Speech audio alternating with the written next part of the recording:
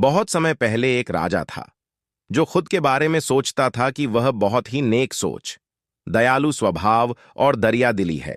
उसे लगता था कि वह स्थितियों को सही से समझने, हर बात पर न्याय करने और हर विषय में उचित विचार रखने वाला व्यक्ति है। राजा की 3 बेटियां थीं। एक दिन उसने अपनी बेटियों को बुलाकर कहा, मेरे पास जो भी है वो सब तुम्हारा है। तुम तीनों को मुझसे ही जीवन मिला है। मेरी इच्छा अनुसार ही तुम तीनों का भूत, वर्तमान और भविष्य बना हुआ है, जो आगे भी ऐसे ही बना रहेगा। मैं ही तुम तीनों का भाग्य बनाता हूं। राजा की यह बात सुनकर उसकी 2 बेटियों ने शांत मन से राजा की बात में हामी भर दी, लेकिन तीसरी बेटी ने ऐसा नहीं किया। उसने कहा, नहीं, मुझे तो नहीं लगता कि आपके हाथों में मेरा भाग्य है। राजा यह सुनते ही गुस्से में आ गया। उसने अपनी तीसरी बेटी की कही बातों को एक चुनौती के रूप में स्वीकार किया। उसने खुद को अपनी तीसरी बेटी के सामने सही साबित करने की ठान ली और उसे जेल में बंदी बना दिया। इस वजह से राजा की तीसरी बेटी कई सालों तक जेल में ही बंद रही। राजा और उसकी बाकी की बेटियां राजसी जीवन जीते रहे। राजा मन ही मन सोचता है कि यह मेरा ही हुक्म है जो मेरी जिद्दी बेटी जेल में कैद है। लोगों को भी यही लग रहा होगा कि राजा का ही हुक्म है जो उसकी बेटी को ऐसा भाग्य मिला है। उसकी प्रजा के लोग भी यही सोचते थे।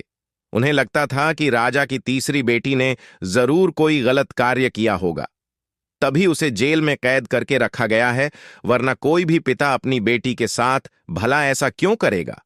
राजा कभी कभी जेल में कैद अपनी तीसरी बेटी से मिलने के लिए जाता था। उसकी बेटी बहुत कमजोर हो गई थी, लेकिन अभी भी उसके विचारों में कोई बदलाव नहीं आया था। मगर राजा अपनी कमजोर बेटी की हालत और नहीं देख पा रहा था। एक दिन उसने अपनी तीसरी बेटी से कहा, इस तरह से तुम्हारा जिद करना मुझे बहुत गुस्सा दिलाता है। अगर तुम इसी तरह मेरी आंखों के सामने रही तो गुस्से में मैं न जाने क्या कर बैठूंगा। मैं तुम्हें मौत की सजा भी दे सकता हूं, लेकिन मैं एक अच्छे दिल का व्यक्ति हूं, इसलिए मैंने सोचा है कि तुम अब मेरे राज्य के पास के ही एक जंगल वाली जमीन पर जानवरों के साथ रहोगी। राजा ने आगे कहा, उस जंगल में सिर्फ उन्हीं लोगों को रखा जाता है जो मेरे आदेश का पालन नहीं करते। तुमने भी अपनी जिद की वजह से मेरी बात नहीं मानी, इसलिए तुम भी अब वहां मौजूद लोगों के साथ अपना पूरा जीवन काटोगे। इसके बाद तीसरी बेटी को उस जंगल की जमीन पर रहने के लिए भेज दिया गया। वहां पर वह फल और सब्जियां खाने लगी और एक गुफा में रहने लगी। उसके पास पीने के लिए झरने का पानी और ठंड से बचने के लिए सिर्फ सूर्य की धूप का ही सहारा था। वहां की खुली हवा में रहते हुए और फल फूल खाते खाते वह जल्द ही पूरी तरह से स्वस्थ हो गई। उसने वहां पर खेती करना भी शुरू कर दिया। गुफा को उसने घर की तरह सजा लिया था और खुशी खुशी वहीं रहती थी। एक दिन वहां पर एक भटकता हुआ राहगीर आ पहुंचा। उसे देखते ही देखते राजा की तीसरी बेटी से प्रेम हो गया और दोनों खुशी खुशी वहीं रहने लगे। उस जंगल में उन दोनों के अलावा और भी कई लोग रहते थे, जिनकी मदद से उन्होंने उस जंगल को एक शहर के रूप में बदल दिया। कुछ ही सालों में राजा की तीसरी बेटी और वह राहगीर उस शहर के राजा रानी बन गए। अब उनके शहर की चर्चा दूर दूर तक होने लगी। जैसे ही इसकी जानकारी राजा को मिली, वह उस जंगल में सब कुछ देखने के लिए पहुंच गया। जब उसने वहां की राजगद्दी पर अपनी बेटी को बैठे देखा और साथ में एक खूबसूरत युवक को, तो उसके होश उड़ गए। राजा की बेटी ने अपने महल में अपने पिता का पूरे सम्मान के साथ स्वागत किया।